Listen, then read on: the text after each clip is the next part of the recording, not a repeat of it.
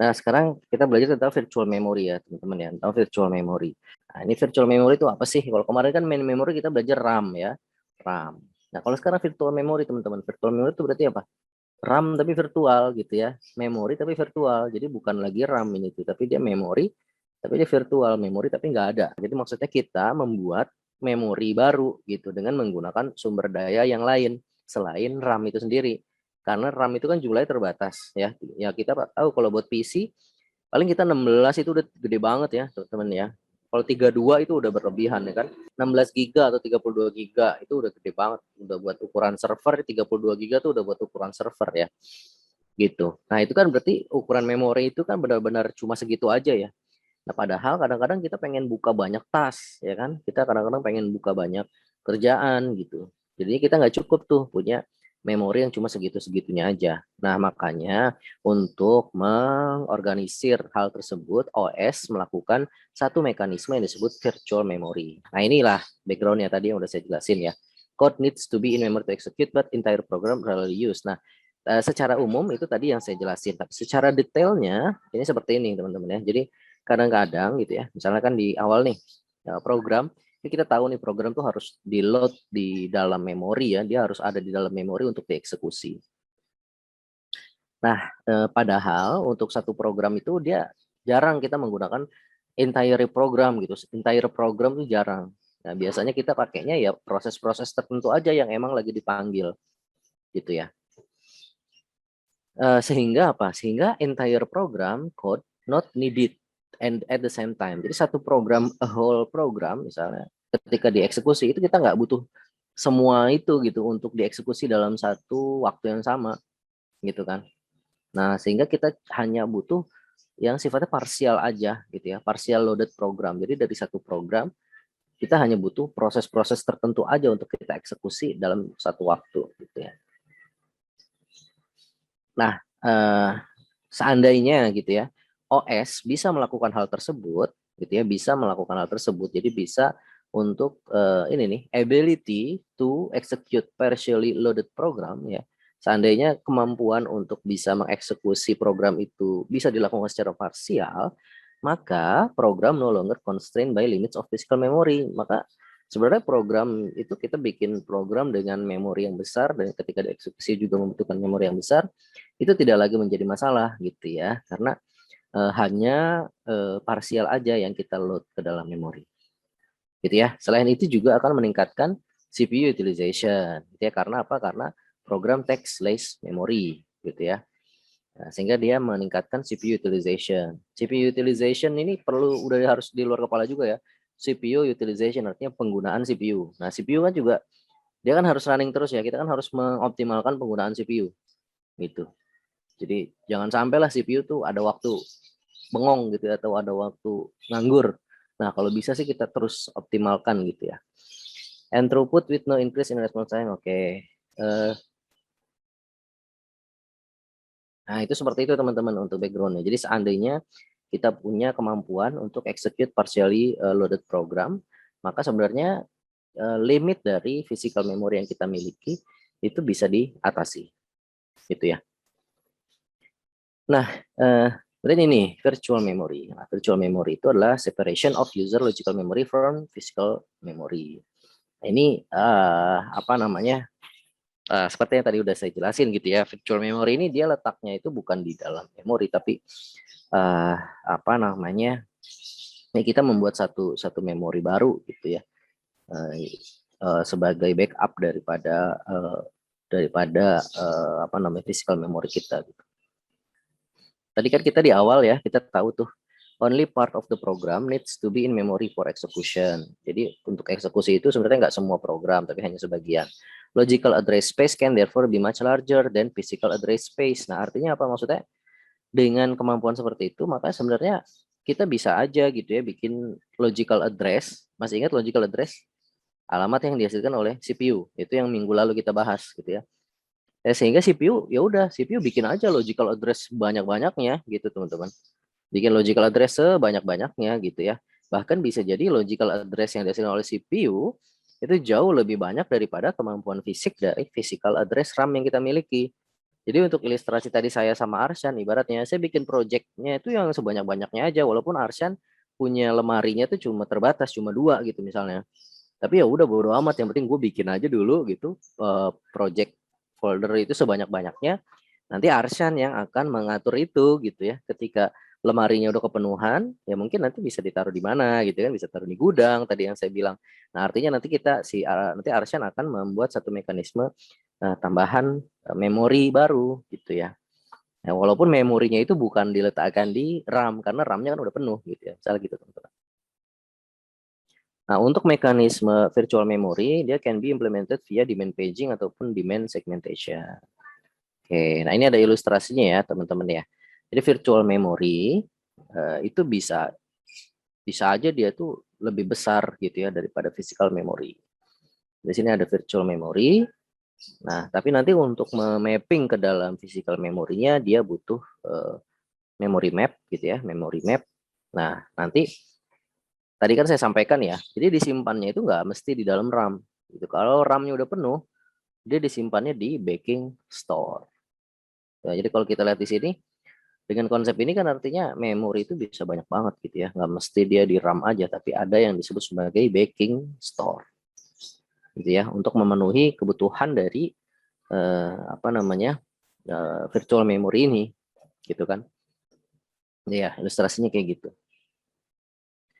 Nah, tentunya nanti perlu ada mekanisme untuk menentukan ya page mana gitu ya yang lebih layak untuk dimasukkan di dalam physical memory dan page mana yang dia boleh ditaruh di backing store. Nah, itu nanti perlu ada mekanisme untuk sampai ke sana ya teman-teman ya. Yang tadi saya bilang gitu ya. Nanti Arsyan akan menentukan nih project OS nih ditaruhnya di laci gitu kan, atau di lemari, atau di kabinet, atau di brankas, atau di gudang. Nah, itu nanti kan akan ditentukan gitu ya oleh OS gitu. Yang lebih layak itu yang mana gitu kan. Nah, tentunya yang ditaruh di main memory itu adalah page-page atau proses-proses yang paling sering untuk dipanggil gitu ya. Misal tadi project OS, misalnya project OS itu paling sering dipanggil ya dia ditaruhnya di laci. Nah, berarti laci itu dianggap sebagai satu physical memory yang dimiliki oleh Arsyan. Nah, sementara untuk gudang itu bisa dikatakan sebagai backing store. Nah, di dalam realisasinya di dalam laptop atau di dalam komputer teman-teman, kalau physical memory ini adalah RAM gitu kan. Kalau backing store itu adalah bagian dari hard disk gitu ya teman-teman. Jadi ada bagian sedikit dari hard disk yang dijadikan porsi sebagai memori backup tadi gitu. Itu ya. Nah, itu biasanya kalau di Linux itu kan namanya swap. Nah, itu teman-teman mungkin tahu tuh ya gitu. Nah, tentunya akses ke dalam swap atau ke dalam backing store itu tidak secepat akses terhadap RAM.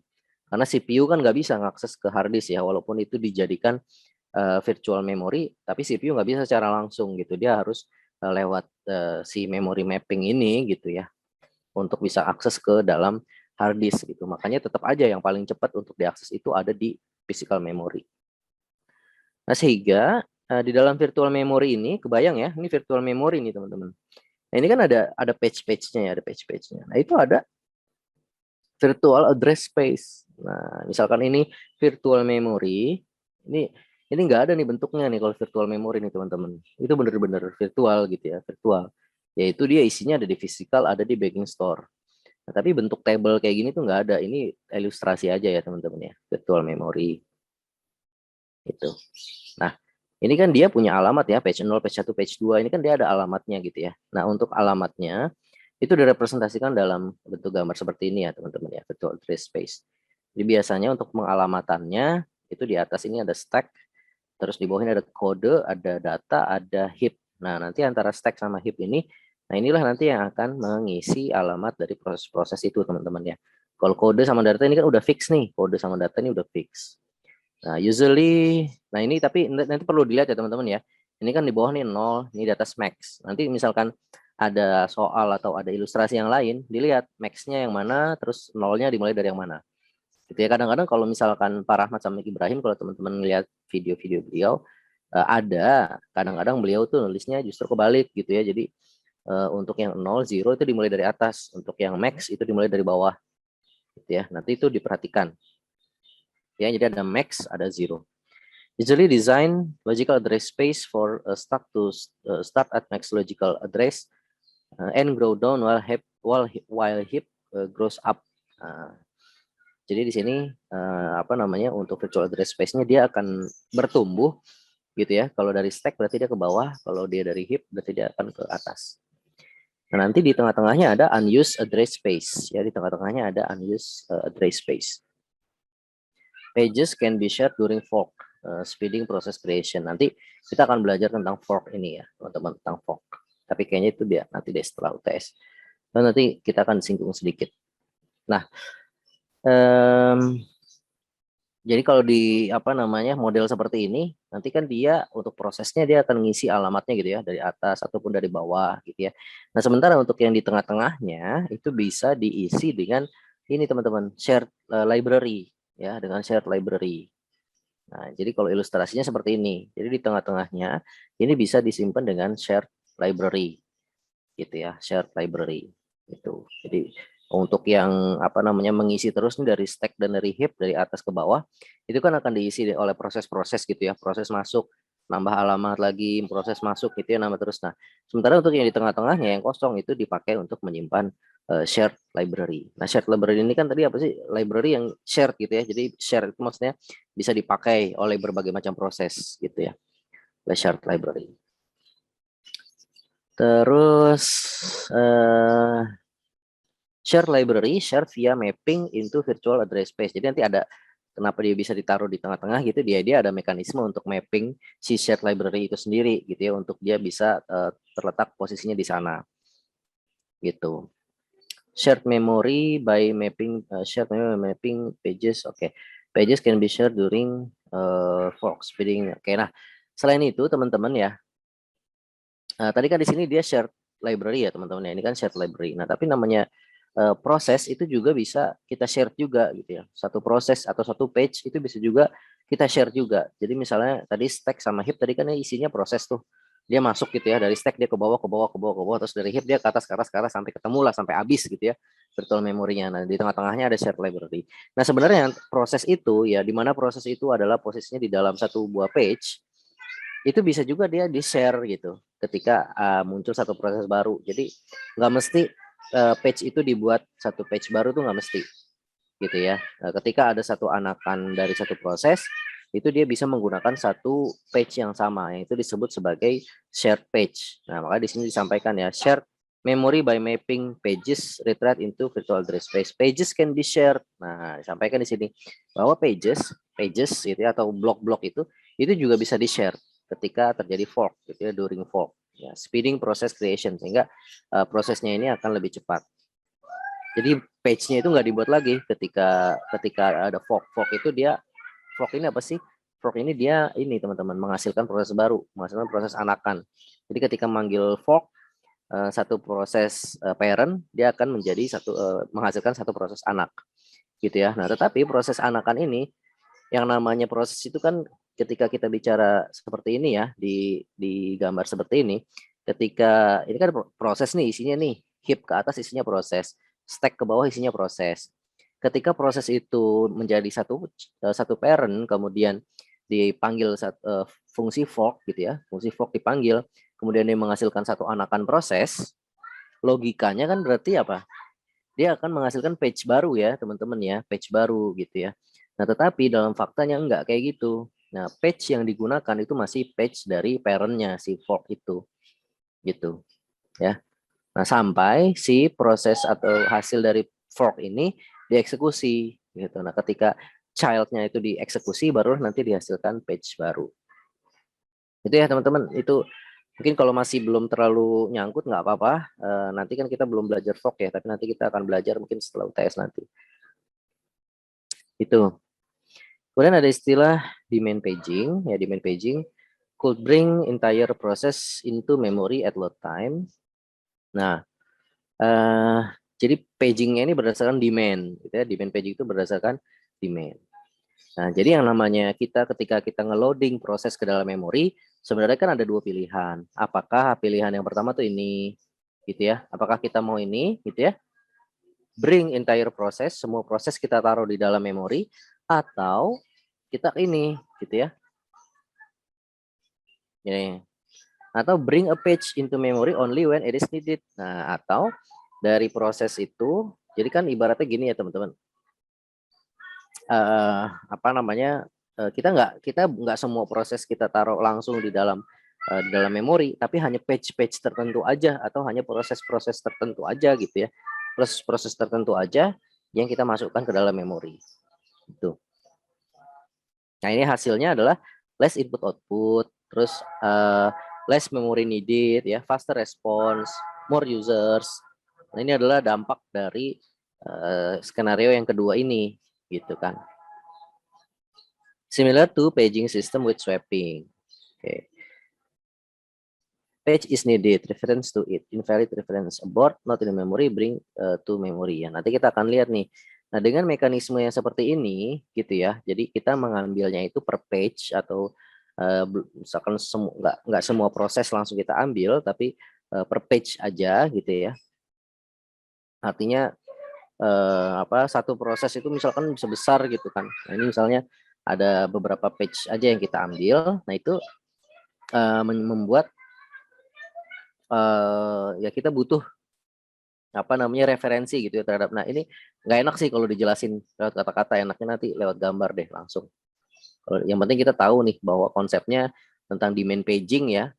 Jadi daripada kita bring entire process ke memori, lebih baik kita bring a page into memory only when it is needed aja gitu ya, ketika dia dibutuhin aja. Itu ya teman-teman ya. Nah, pengertian tentang program, proses, page itu juga udah harus di luar kepala ya teman-teman ya. Kalau program kan berarti katakanlah program itu kita punya satu program besar. Di dalam satu program nanti ketika kita eksekusi dia menghasilkan proses-proses gitu ya, banyak proses. Nah, satu proses itu kan besarnya bisa beda-beda gitu kan. Ingat nggak di minggu lalu tuh. Nah, ketika misalnya satu proses itu kita alokasikan per memory block, nanti dia sangat rawan menghasilkan external fragmentation. Ingat ya. Nah, sehingga untuk meminimalisir external fragmentation itu, maka dibuatlah konsep blocking menggunakan konsep paging, gitu ya. Paging itu kita taruh di dalam di dalam logical address atau alamat yang dihasilkan CPU. Nah, sementara untuk di dalam physical memory itu kita menyebutnya sebagai frame, gitu ya. Nah, artinya apa? Satu proses bisa terdiri atas satu page atau bisa juga terdiri atas banyak page. Nah, gitu ya.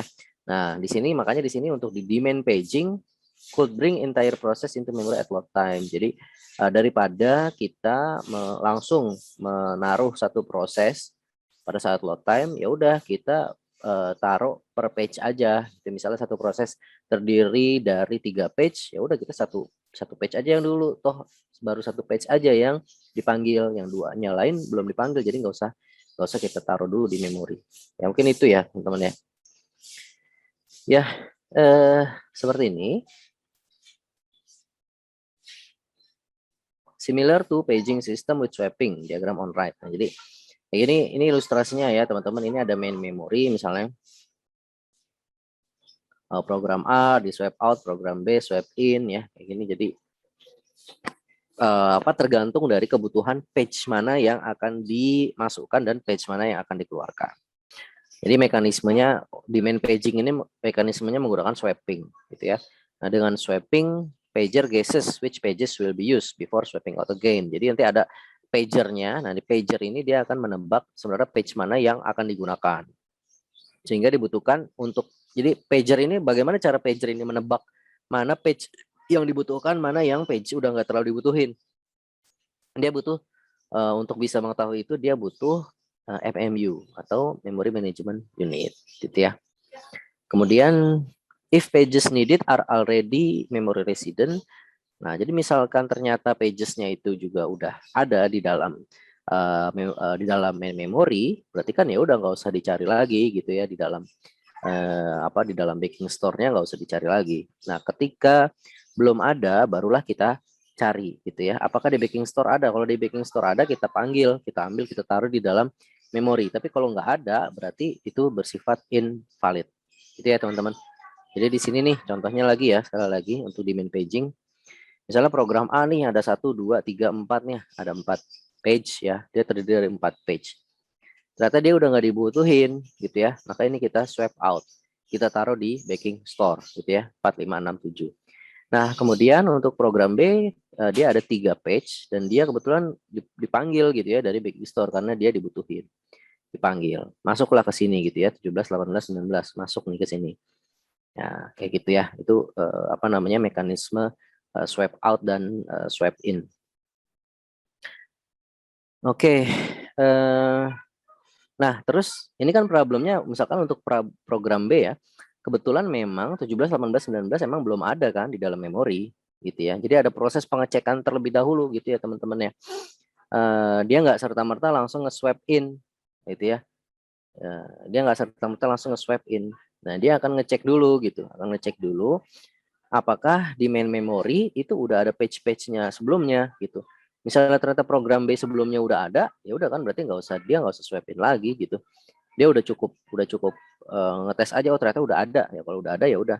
Tapi kalau belum ada, dia akan ngecek ke backing store apakah ada atau enggak. Kalau di backing store ada, akan dimasukkan ke dalam main memory. Tapi kalau di backing store ternyata juga nggak ada, nah berarti itu bersifat invalid gitu ya. Nah, sehingga dari logika tersebut itu masuk ke pembahasan kita berikutnya, yaitu tentang valid dan invalid bit gitu ya.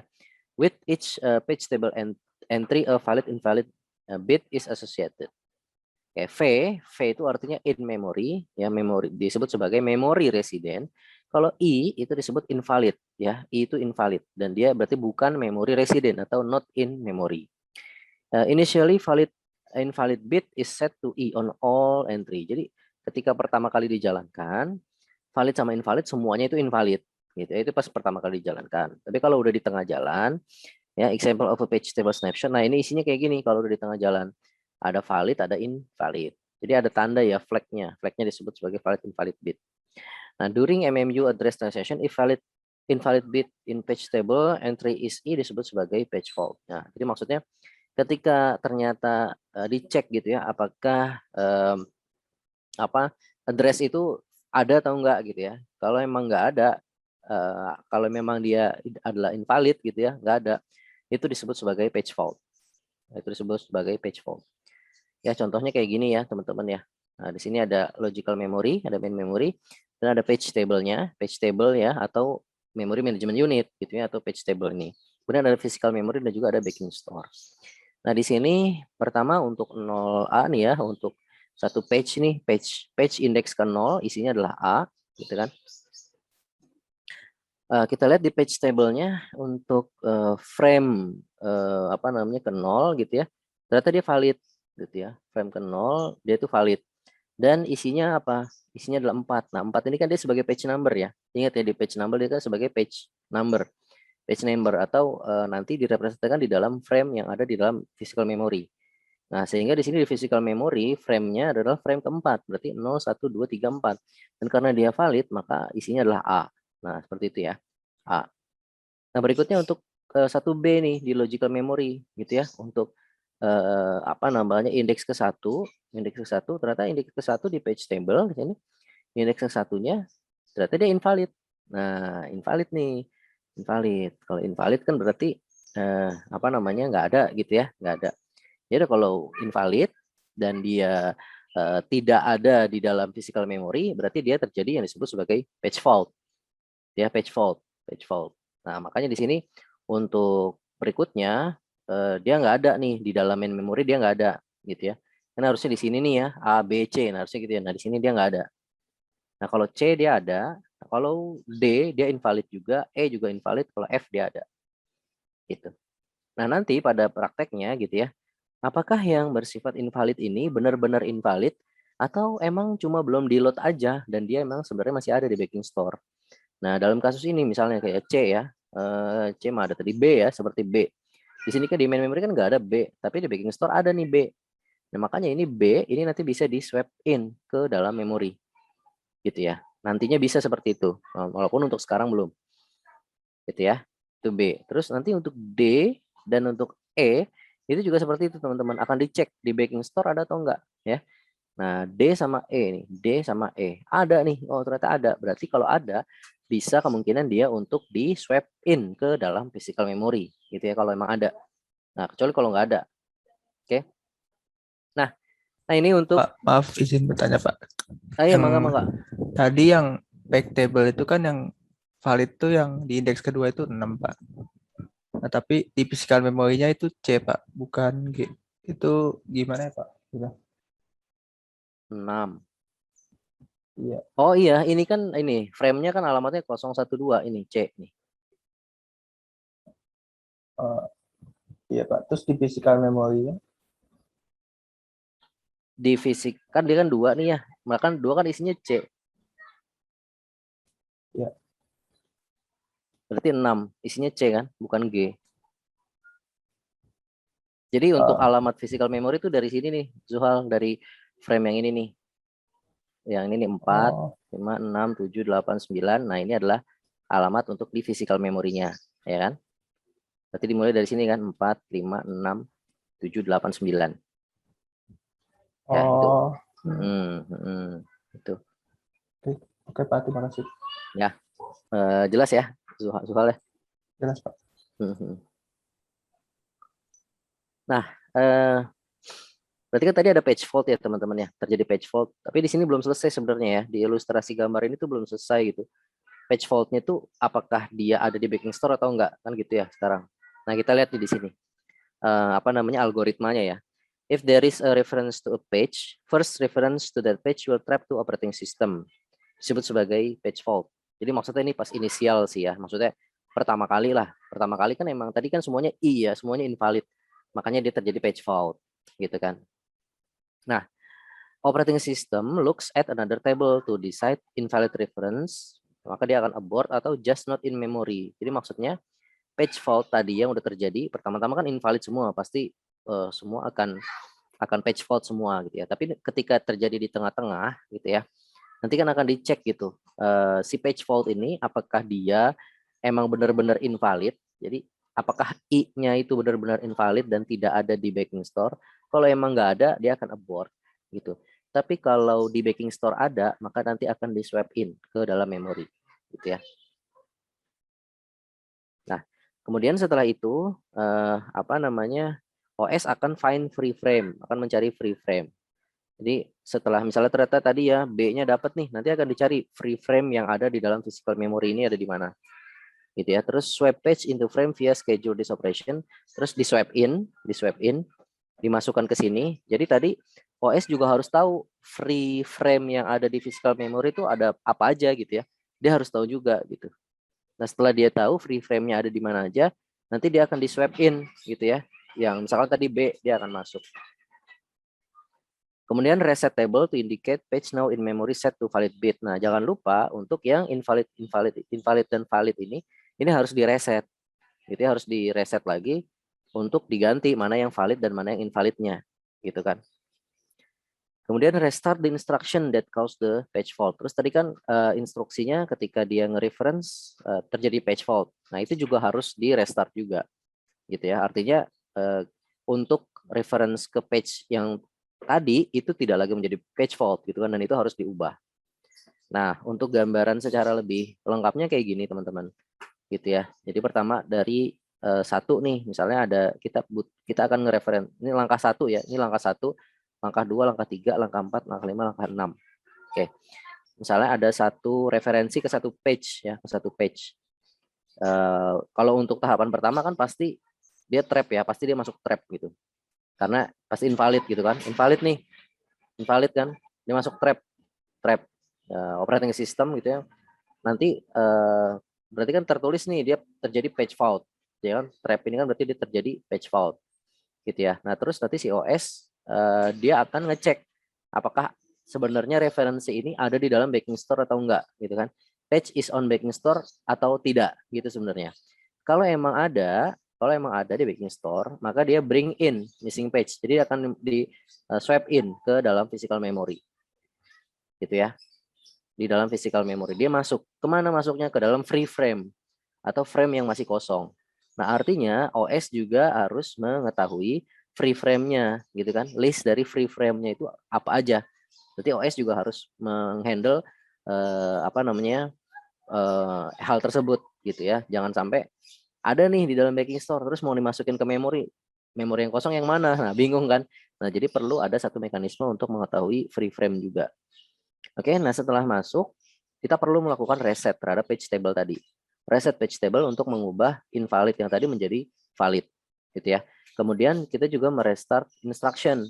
Kita reset instruction artinya apa? Ketika kita nge-reference ke page yang sama, nanti tidak lagi ke trap, tapi berarti udah ada gitu ya. Jadi bukan lagi page fault, tapi udah langsung emang ada. Jadi yang di restart ada dua, page table-nya dan juga instruction-nya. Extreme case, start process with no pages. Ya ini ketika pertama kali dijalanin lah, ketika kita pertama kali nyalain komputer gitu ya misalnya. Ini disebut juga sebagai pure demand paging.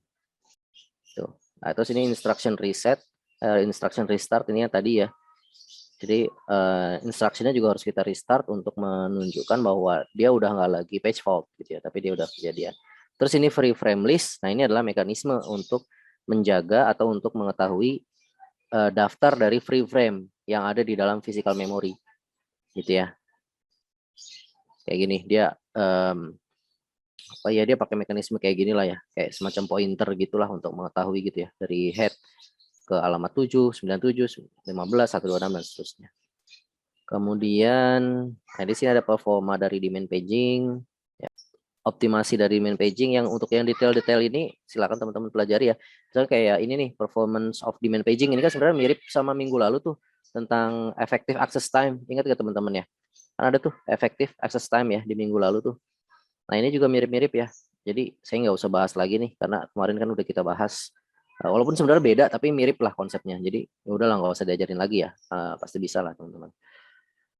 Kemudian ini bisa juga nih soal-soal kayak gini ya walaupun kayaknya hitungan males gitu tapi bisa juga keluar 1-2 soal gitu ya misalnya di UTS atau UAS gitu ya.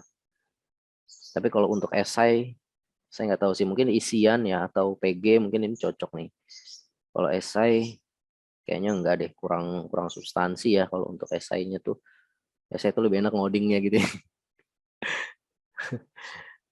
Ya udah, oke, lanjut ya. Nah, copy on write.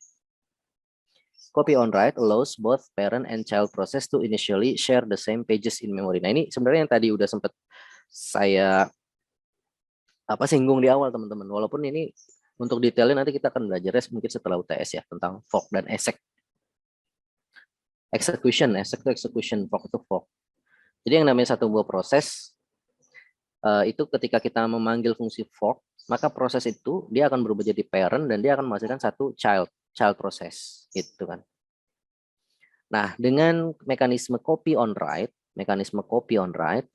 maka both parent and child process initially share the same pages in memory.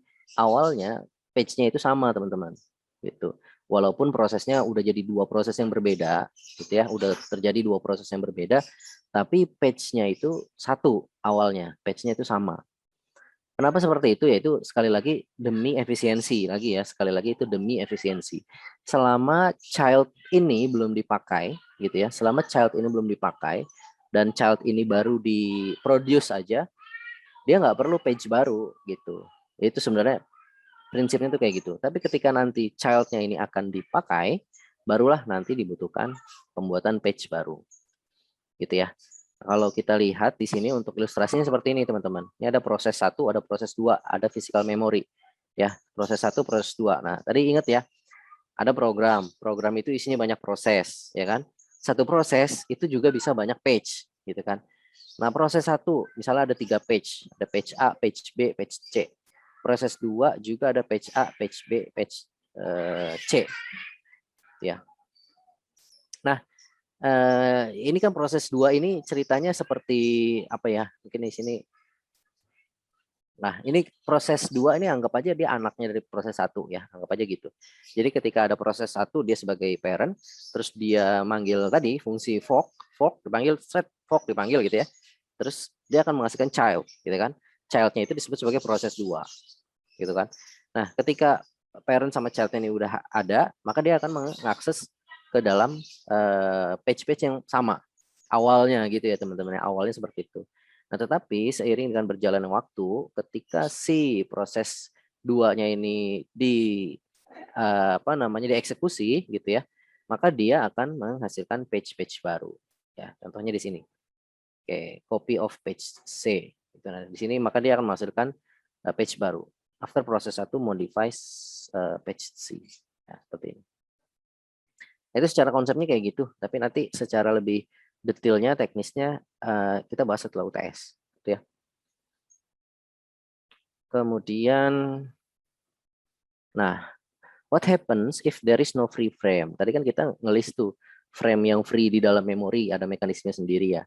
Nah, sekarang problemnya adalah gimana kondisinya kalau misalkan bagaimana gitu ya, yang harus kita lakukan seandainya di dalam memori itu udah penuh teman-teman. Jadi free frame listnya gitu ya udah nggak megang gitu, pointer kita udah nol, benar-benar udah nggak ada memori yang kosong, frame yang kosong di dalam physical memory kita gitu. Nah, itu harus kayak gimana? Berarti kan harus ada satu mekanisme untuk replacement gitu ya, untuk replacement. Nah, untuk replacement. Nah, ini sekali lagi ini berkaitannya dengan tadi ya, dengan virtual memory atau dengan backing store-nya. Jadi ketika di main memorinya itu udah penuh, maka kita perlu perlu mekanisme untuk mengubah page yang ada di atau frame, page yang ada di dalam frame gitu ya, untuk kita taruh di dalam backing store. Kan gitu ya kira-kira ya, teman-teman ya. Nah, sekarang bagaimana cara memilih ya, cara memilih replacement-nya itu atau algoritma replacement-nya itu ada apa aja sih gitu ya. Nah, ini kan menghasilkan page replacement, oke. Nah, sehingga need for replacement ya, ilustrasinya kayak gini ya teman-teman ya. Logical memory, terus page table for proses 1, valid, invalid, oke.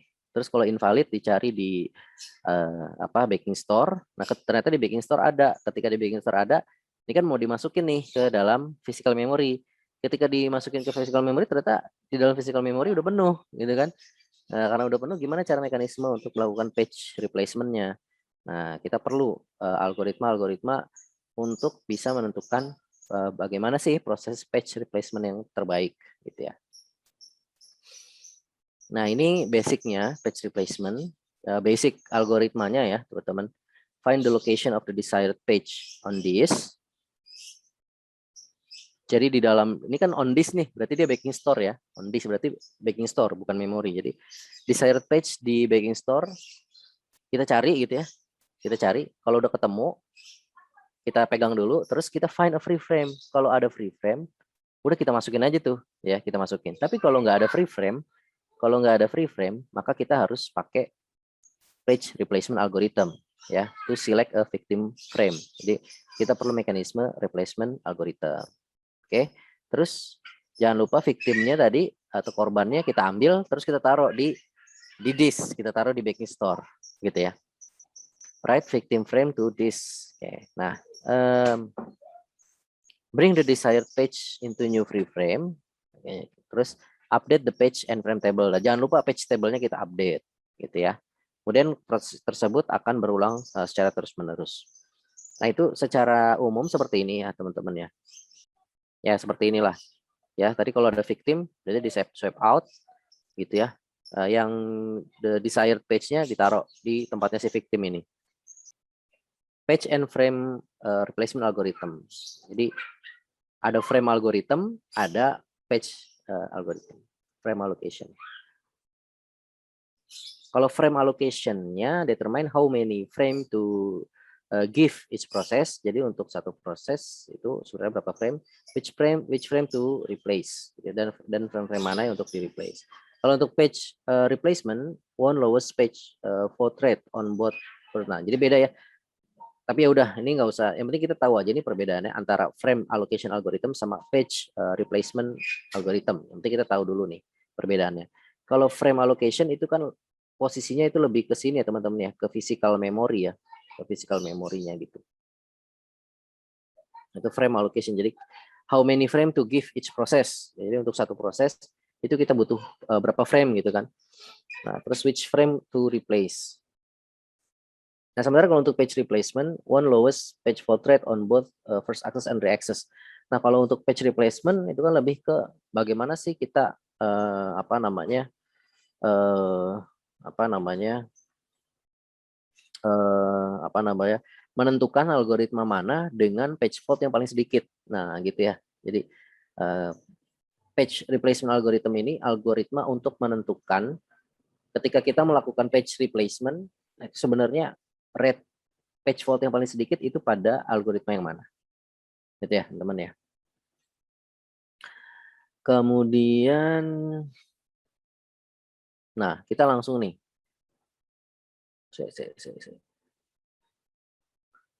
Kita langsung nih ke algoritma yang pertama, yaitu algoritma first in first out. Ya.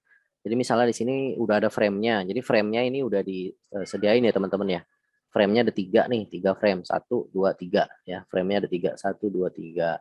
Terus first in first out algoritma itu kayak gimana ya? Udah Vivo aja gitu ya. Misalnya di sini stringnya 701 ini. Nah, ini reference stringnya lah gitu ya. Jadi ilustrasinya kayak gini. Ya udah 7 masuk gitu kan. Terus 0 juga masuk nih, 7 masuk, 0 masuk, 1 masuk, 2. Ketika 2 mau masuk udah penuh nih. Ya kan? Di dalam frame-nya udah penuh. Nah, maka perlu terjadi replacement. Nah, yang replacement yang mana? Berarti yang first in. Nah, first in dikeluarin dulu, berarti 7 dikeluarin. 7 dikeluarin diganti dengan 2. Gitu ya. 7 dikeluarin diganti dengan 2. Kemudian 0. Nah, ketika 0, berarti kan tadi kan apa sih 7? Ini baris, ini garis-garis ini kan merepresentasikan apa sih teman-teman? Ketika 7 nggak ada, berarti 7 dimasukin. Gitu kan? 7 belum ada, berarti 7 dimasukin. Berarti ini page fault yang pertama.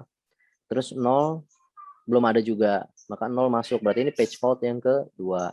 1 belum ada, dimasukkan juga. Berarti page fault yang ketiga. Terus 2 juga nggak ada nih. Ini kan 701 ya. 2 nggak ada. Berarti di sini terjadi replacement kan? Replacement. 7 keluar, 2 masuk. Berarti ini page fault yang keempat gitu ya. Terus 0 ternyata udah ada, berarti tidak terjadi page fault gitu ya. Terus 3 masuk, oh ternyata nggak ada, berarti ini terjadi page fault kan. Nah, terus terjadi replacement. Yang mana yang di replace? 0 yang keluar, 3 masuk. Berarti ini page fault ke-5. Dan seterusnya, gitu ya teman-teman ya. Nah, jadi ini adalah jumlah page fault-nya. Kalau kita hitung page fault-nya berarti 1, 2, 3, 4, 5, 6, 7, 8, 9, 10, 11, 12, 13, 14, 15. Berarti ada 15 page fault. Ya, page fault-nya ada 15 nih. Nah, sekarang kebayang aja ya teman-teman ya. Kalau misalnya dengan frame-nya itu sama-sama 3. Terus reference string-nya itu kayak gini. 1, 2, 3, 4, 1, 2, 5, 1, 2, 3, 4, 5. Coba ya kita lihat nih. Pertama ya. 1 kan page fault. Terus 2 page fault. Oke. 3 page fault. Ya kan? 4 nggak ada kan? Isinya kan 1, 2, 3 tuh. Berarti 4 juga replacement ya. 1 yang diganti kan berarti kan? Nah, 4 diganti 1, jadi 4, 2, 3, page fault. Udah 4, page fault keempat. 1, 1-nya tadi baru aja dibuang kan. Berarti kan page fault lagi, 2-nya dihilangin kan. 2-nya dihilangin, page fault lagi, udah 5. Terus 2, masuk, 2-nya baru aja dikeluarin. Page fault lagi, gitu kan. 5, page fault lagi. 1, page fault lagi. Nah, ini jadi semuanya page fault teman-teman. Gitu. Dan ini sangat bergantung dari reference string-nya gitu untuk algoritma first in first out ini. Gitu ya. Artinya dengan model first in first out akan menghasilkan page fault yang sangat banyak gitu ya. Adding more frames can cause more page fault. Bahkan ketika kita nambahin frame-nya kan bisa jadi kita berdalih ya. Ini kan frame-nya cuma sedikit, Pak, gitu. Ya, oke, sok aja ditambahin. Misalnya frame-nya ditambahin jadi 4 atau jadi 5. Ternyata berdasarkan penelitian adding more frame can cause more page fault. Ternyata page fault-nya justru jadi nanti bisa jadi nambah banyak gitu, teman-teman. Nah, ini disebut sebagai Belady's anomaly. Oke. Nah, how to track edges of pages ya, ini pakai VivoQ ya. Nah, ini algoritma yang pertama. Ternyata algoritma pertama first in first out ini dia menghasilkan satu page fault yang cukup banyak gitu ya. Sehingga muncul algoritma yang baru disebut sebagai optimal algorithm. Nah, untuk optimal algorithm ini dia idenya itu adalah replace page that will not be used for longest period of time. Jadi ini dasarnya itu adalah prediksi gitu ya, teman-teman, prediksi. Kita memprediksi sebenarnya page mana sih gitu ya yang nggak bakalan dipakai paling lama gitu, untuk jangka waktu yang paling lama. Kira-kira patch mana sih yang nggak bakalan dipakai gitu. Nah, itu kita prediksi tuh. Gitu ya. Terus problemnya adalah bagaimana kita tahu patch mana yang paling nggak kepake gitu kan. Nah, sehingga di situ kan kita kan cannot read the future ya. Kita kan nggak bisa baca masa depan gitu. Ini kan kebetulan aja kita tahu gitu ya, reference string-nya aja kebetulan kita tahu reference string. Tapi di dalam real-nya kan kita nggak tahu reference string-nya. Gitu kan teman-teman ya.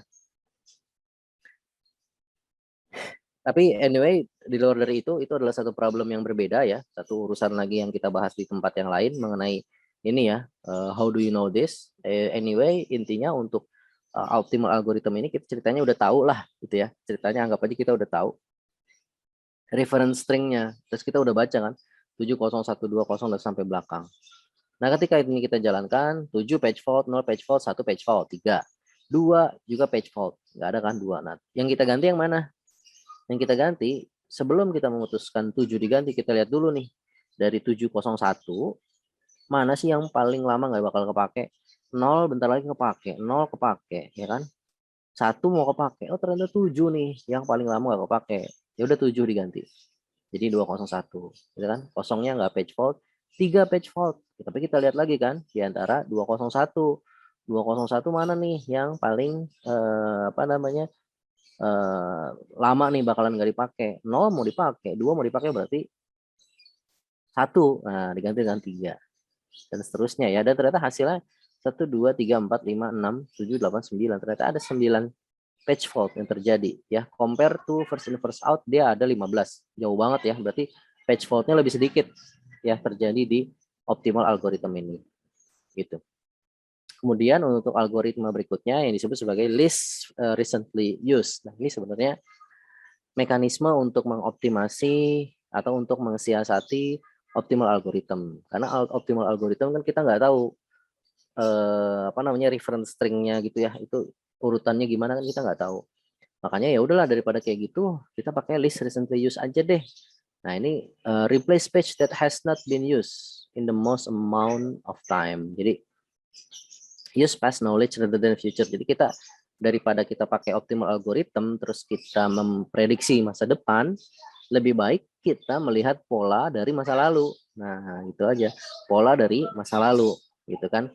Nah, jadi page yang akan kita replace itu adalah page yang hasn't been used in the most amount of time. Yang dia tuh waktu tinggalnya itu paling lama gitu. Waktu tinggalnya di dalam memori itu paling lama. Gitu ya. Associate time of last use with each page. Jadi artinya nanti di dalam page itu harus ada flag-nya gitu ya untuk menentukan bahwa dia itu digunakan terakhir itu kapan. Nah, ini sebenarnya mirip dengan Vivo. Mirip. Cuma bedanya kalau Vivo itu mirip di awal-awalnya aja teman-teman. Di awal-awalnya tuh dia mirip. Tapi nanti kalau udah di tengah-tengah itu mulai berbeda nih ya. Ini saya coba nih. Ini untuk Vivo, ini untuk LRU ya. Untuk Vivo 1 2 3 4. Ini juga sama kan ya, 1 2 3 4 ya. Terus nah, ketika udah jalan di tengah-tengah itu beda. Jadi di awal-awal itu mirip kayak Vivo. Ya, karena kan Vivo kan juga mirip ya. Dia kan di awal-awal kan dia mirip seperti less recently used ya. Karena dia akan ngebuang yang pertama kali masuk atau yang usianya paling tua kan atau usianya paling lama kan. Nah, itu akan dibuang tuh oleh Vivo. Nah, kan jadi dia mirip seperti less recently used. Nah, tetapi seiring dengan berjalannya reference string, seiring dengan berjalannya stringnya, dia akan berbeda nilainya. Makanya di sini kan dia sama nih. Sama ya 4. Ini untuk yang LRU juga 4. Tapi seiring berjalannya waktu, nah karena yang diisi ini isinya udah semakin berbeda-beda gitu ya, maka nanti usia dari masing-masing frame itu juga akan berbeda-beda. Gitu ya. Nah, kan mulai berbeda tuh. Nah, dan ternyata untuk yang LRU ini dia lebih sedikit daripada Vivo untuk page fault-nya. Dia 12 fault. Jadi dia di tengah-tengah antara optimum dan juga Vivo. However ya, walaupun dia bukan yang terbaik, tapi dia generally good algorithm and frequently used. Jadi LRU ini dia lebih banyak dipakai dibandingkan Vivo dan juga Optimum. Kenapa? Karena kalau Vivo itu banyak banget page fault-nya. Sementara kalau Optimum itu mekanisme untuk mengetahui masa depannya itu yang butuh cost lagi teman-teman. Ya, itu yang butuh cost lagi, dan ketika dihitung-hitung kayaknya tetap ya secara efisiensi lebih enakan kita pakai yang ini aja gitu ya, yang LRU aja gitu ya. But how to implement? Bagaimana mengimplementasikan hal tersebut? Maka kita perlu mekanisme pencatatannya gitu ya, mekanisme pencatatannya yang disebut sebagai counter implementation dan stack implementation. Nah, ini minta tolong nanti teman-teman untuk pelajari secara mandiri ya. Oke, gitu sih ya teman-teman.